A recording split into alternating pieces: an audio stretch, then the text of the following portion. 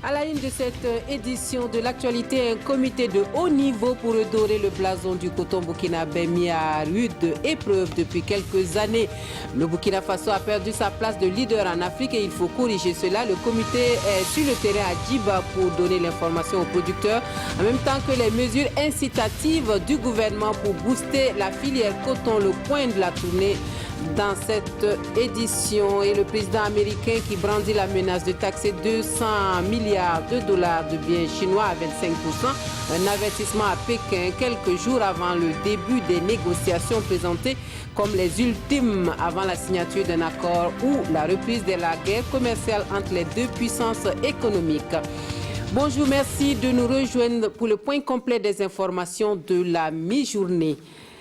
Direction la représentation nationale ou enseignement supérieur et énergie, deux sujets sur la table des débats hier dans le domaine de l'énergie. Il s'agit du projet d'interconnexion électrique Nigeria, Niger, Bénin, Burkina Faso et un point donc du projet de loi sur les réformes du secteur de l'énergie.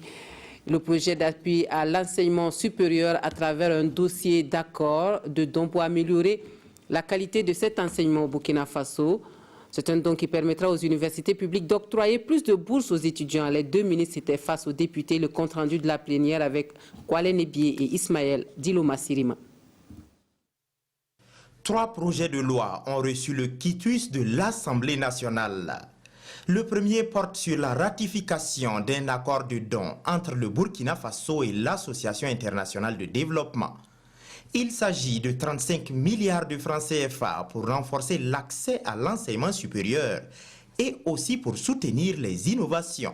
Des bourses pour des étudiants qui vont faire des doctorats, des voyages d'études, des renforcements des capacités des enseignants. Également l'appui à l'université virtuelle qui est notre innovation majeure qui va nous permettre donc de faire face au manque d'infrastructures. Et aussi l'appui à l'acquisition du premier ordinateur par les étudiants. Le projet, sur sa durée de 5 ans, va nous permettre de mettre 15 000 ordinateurs subventionnés à la disposition des étudiants. En même temps, il y a des fonds compétitifs qui vont permettre aussi aux différentes universités publiques comme privées de déposer des dossiers en compétition les unes contre les autres et de pouvoir bénéficier d'un accompagnement du projet. Le second projet de loi porte sur la ratification d'un accord de prêt de plus de 150 milliards de francs CFA avec une durée de remboursement de 35 ans. Cet argent doit servir à renforcer le cadre légal et institutionnel du secteur de l'énergie et à accroître les investissements en énergie dans les zones rurales.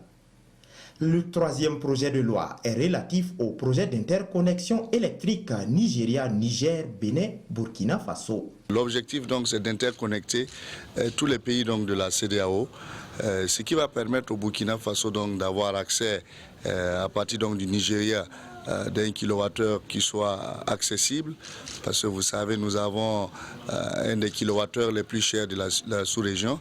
Deuxièmement, cette opportunité aussi qui va s'offrir à nous, c'est que c'est un boulevard aussi pour non seulement acheter mais aussi vendre. Donc cette ligne de 330 kV qui va pratiquement faire le maillage des différents pays de la CEDEAO va donner aussi une opportunité d'échange pour le Burkina Faso en matière donc de vente d'électricité. À la suite de ces projets de loi, le ministre de l'administration territoriale a fait une communication orale sur les perspectives de décentralisation. Le département de Siméon Sawadogo dispose d'un document avec des stratégies décennales pour rendre réelle cette vision. Nous parlons de l'or blanc burkinabé qui n'est pas au mieux de sa forme depuis quelques années. Le comité de haut niveau pour la relance de la filière coton au Burkina Faso est donc la trouvaille du gouvernement burkinabé pour redonner à l'or blanc du Faso toutes ses lettres de noblesse. Sur le terrain, donc à Djiba, le comité informe les producteurs et les acteurs de la chaîne de la filière des dernières recommandations pour booster le secteur. Il s'agit de mesures incitatives qui ne devraient pas laisser les cotonculteurs indifférents. On voit cela avec Adam Aguiti et Omar Zombri. 2 heures d'horloge de débat sans langue de bois entre les producteurs de coton de la région du Centre-Sud et le comité de haut niveau pour la relance de la filière coton. À travers cette rencontre, le comité de haut niveau sonne la mobilisation des premiers acteurs de la filière. L'objectif affiché est clair, passer de la 4e à la 1re place au rang africain cette année. Et pour cela, le gouvernement annonce une batterie de mesures en vue de redynamiser ce secteur. Des mesures qui vont dans le sens d'améliorer le coût d'achat, de participer à la réduction du coût des intrants, du coût de cession des intrants, de veiller à la qualité des semences et aussi des choix des produits qui vont servir en termes de pesticides. Une fois ces décisions prises, il était normal et indiqué que nous puissions aussi aller sur le terrain pour porter le message auprès des cotonculteurs et auprès des producteurs. Les producteurs de coton ont soulevé plusieurs préoccupations au nombre desquelles l'amélioration des semences de coton au regard de la précarité des pluies, la réduction significative du prix des intrants, le paysage et le paiement diligent des récoltes. Des préoccupations que le comité de haut niveau dit prendre en considération.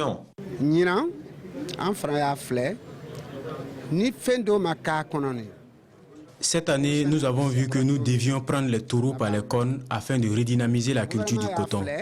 Et le gouvernement a vu qu'il fallait nous aider à sauver cette filière, sinon le Burkina sera à la traîne des pays producteurs de coton. Raison pour laquelle le comité de haut niveau a été installé.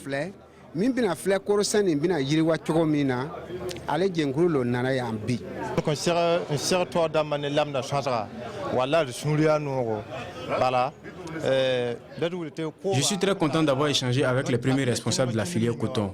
Au regard des difficultés rencontrées dans la production, moi-même j'avais décidé d'arrêter de produire le coton à partir de cette année. Mais après ces échanges, je vais reprendre la route du champ parce que le prix du coton a augmenté et le gouvernement a revu à la baisse le prix des intrants. Le gouvernement espère que ces mesures et cette démarche participative feront fléchir beaucoup de positions comme celle de Morubouda. Après l'étape de Manga, le comité de haut niveau pour la relance de la filière compte sillonner les grandes zones cotonnières du pays, toujours avec le même objectif. L'Italie et le Burkina Faso qui affichent leur volonté de renforcer la coopération entre les deux pays pour une meilleure intégration des peuples. La vice-ministre italienne des Affaires étrangères a longuement évoqué le sujet avec les autorités burkinabées en fin de semaine dernière. Reçu par le médiateur du Faso, Emmanuel Delare, a discuté donc sur une meilleure collaboration à travers des projets au profit de la diaspora burkinabé très importante en Italie. Le compte-rendu de la rencontre avec Ismaël Dilouma Sirima. Le médiateur du Faso reçoit la visite de la ministre des Affaires étrangères d'Italie. Les deux personnalités ont échangé sur les questions de travail de la diaspora burkinabé vivant en Italie. Les questions de justice et de règlement des différends ont également été évoquées.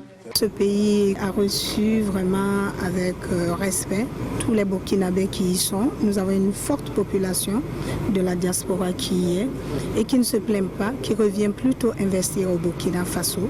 Pour nous qui défendons les intérêts des populations, nous ne pouvons qu'être doublement honorés et heureuses de les accueillir et espérer évidemment le renforcement des relations bilatérales. Je pense que c'est très signifiant d'avoir discuté beaucoup de choses, surtout les problèmes sociaux, le système de la justice, le rôle qu'elle a dans la structure générale de l'État. Notre politique est faite dans la façon que permet à les enfants, par exemple, des Burkinabés et des Italiennes d'aller à la même école, parce que nous avons les écoles d'État qui sont ouvertes à tous et ça permet de grandir ensemble. C'est vraiment important.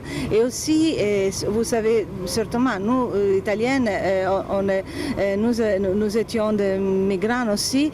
Quand on travaille, quand on a la volonté de rencontrer les autres, de faire famille avec des gens qui viennent de différentes provenances. Des idées comme celle-ci vont se multiplier depuis que l'ambassadeur d'Italie a présenté sa lettre de créance au président du Faso le 29 avril passé.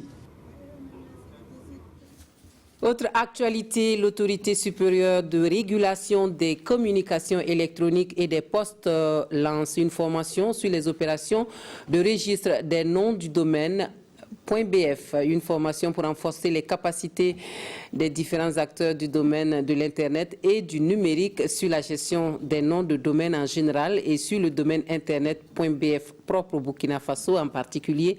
L'ARCEP bénéficie de l'appui de partenaires dans cette initiative. Jean Zongo Ismaël Diloma Sirima. L'identité numérique.bf est l'objet de cette formation. Elle vise à renforcer les capacités des gestionnaires de registres de noms de domaine d'Internet.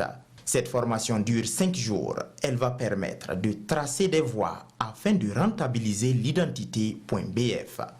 Vous savez, la gestion de noms de domaine est quelque chose de très important pour le fonctionnement de l'Internet en général.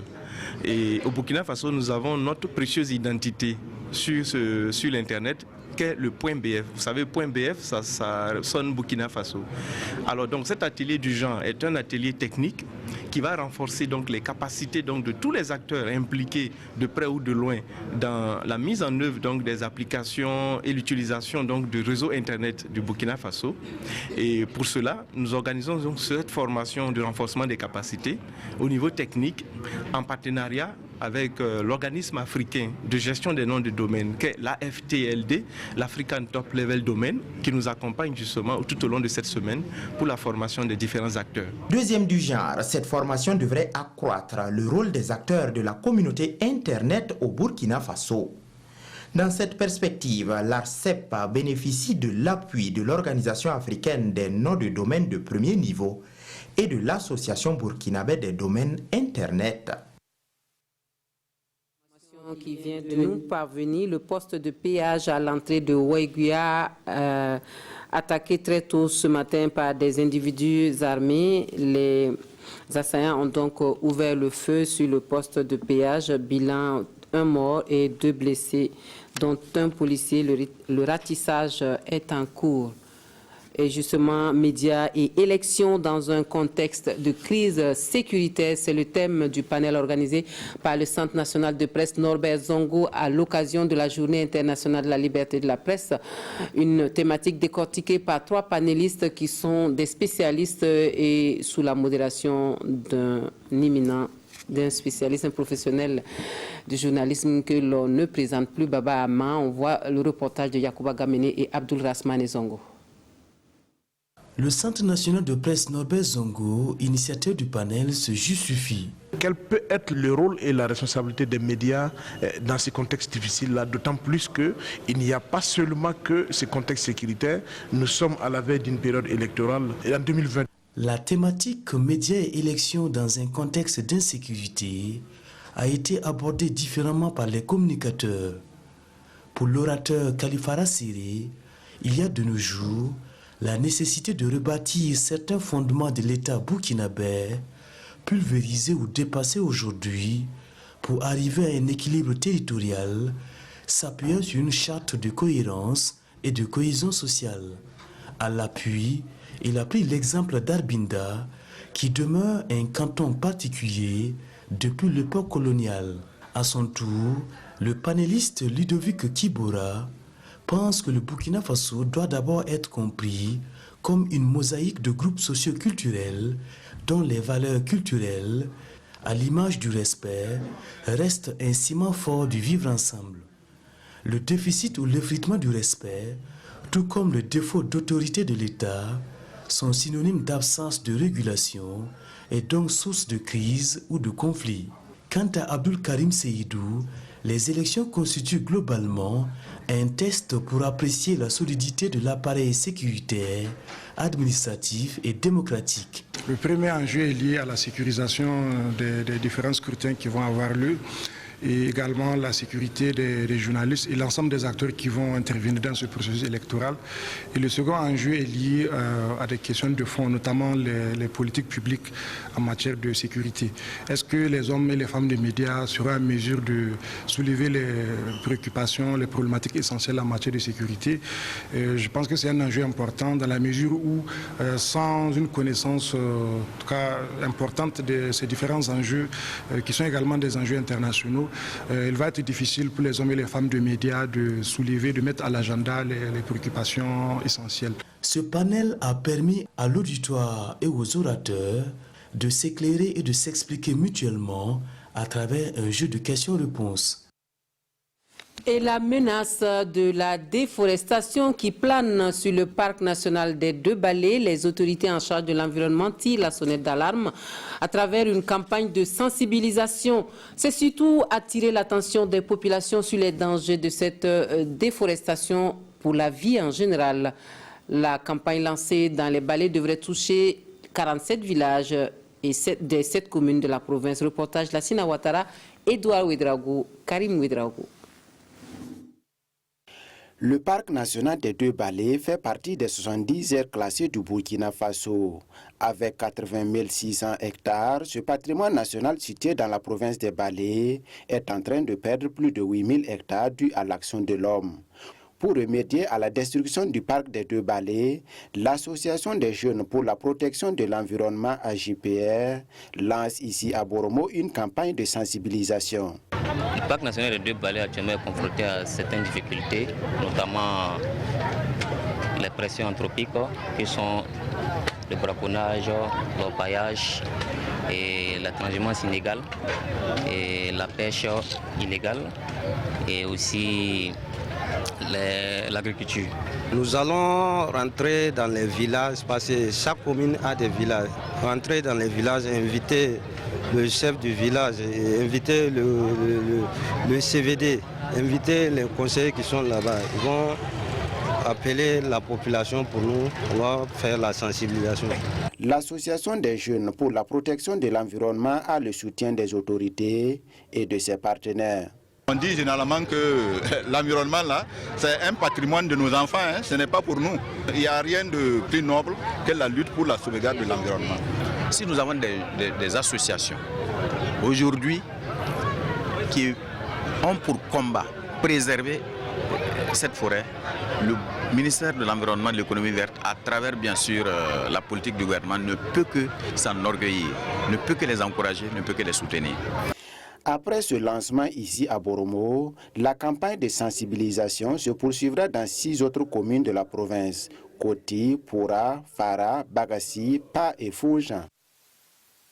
Actualité hors de chez nous, les États-Unis qui donnent un avertissement à la Chine en annonçant une hausse des taxes douanières sur 200 milliards d'importations chinoises. Un avertissement avant la tenue des négociations entre les deux puissances commerciales et économiques. C'est l'ultime étape avant la signature d'un accord ou la reprise de la guerre commerciale, selon Washington.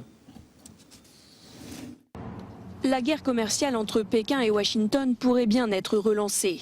Dans une série de tweets, Donald Trump a annoncé que les taxes sur 200 milliards de produits chinois seraient relevées de 10 à 25% et menacé de taxer 325 milliards d'importations de plus. Un avertissement clair, alors que de nouvelles négociations entre les deux pays doivent reprendre dans quelques jours à peine.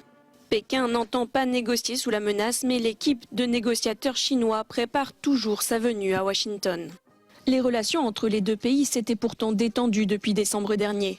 Le président américain, satisfait des discussions, avait suspendu l'augmentation des taxes douanières, mais selon lui, les négociations seraient aujourd'hui trop lentes. Coutumier du fait, Donald Trump menace régulièrement la Chine d'une augmentation des droits de douane pour la contraindre à accepter les exigences américaines. Croisée des quotidiens burkinabés pour refermer ce journal. De quoi parlent les parutions de ce jour? La réponse dans la revue de presse signée Abdul Rasman Zongo. À cause d'une bretelle, Christophe Dabiré remonte les bretelles d'un entrepreneur et sous les yeux de notre confrère du journal Le Pays, avant de renchérir dans Sidoya et en ces termes. C'est décevant. En français facile, explique aujourd'hui au Faso Christophe Dabiré, fustige le comportement de l'entreprise Cogeb à cause du retard accusé dans l'exécution des travaux de la bretelle Yalgado-Ouedraogo. Je cite, « Si je vous dis que nous sommes heureux de ce qui se fait, martèle le chef de l'exécutif burkinabé, j'aurais menti. » Avant d'ajouter, « Pourtant, les travaux ont démarré en 2015 et jusque-là, nous ne voyons toujours pas le fameux bout du tunnel. » Par contre, ailleurs, autre constat, en effet, l'entreprise en charge des voiries de Karpala reçoit, elle, plutôt des points précieux, voire une fière chandelle de la part du Premier ministre, car les travaux avancent de façon satisfaisante.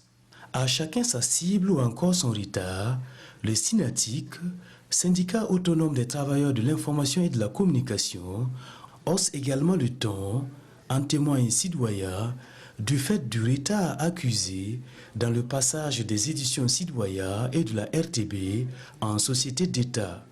Là également, ajoute Sidwaya, le protocole d'accord a pourtant été signé avec le gouvernement en fin décembre 2016. Le SYNATIC rappelle qu'elle a supporté avec une belle patience, mais que sa patience a des limites, souligne les éditions Le Pays. Le SYNATIC, de nouveau sous le feu des projecteurs, titre l'Observateur et interpelle le gouvernement à revoir favorablement sa copie. Autre actualité, Djiby is back. Selon notre confrère du journal L'Observateur, après 2 mois de soins en Tunisie, le général Djibril Bassolé regagne son Faso natal. L'Express du Faso complète, Djibril Bassolé est inculpé dans le cadre du coup d'État manqué et en rentrant au pays, il revient faire face à la justice et souhaitons d'abord qu'il soit rentré en bonne santé. On s'arrête ici pour les actualités de la mi-journée. Merci de nous avoir suivis. Excellent après-midi à tous.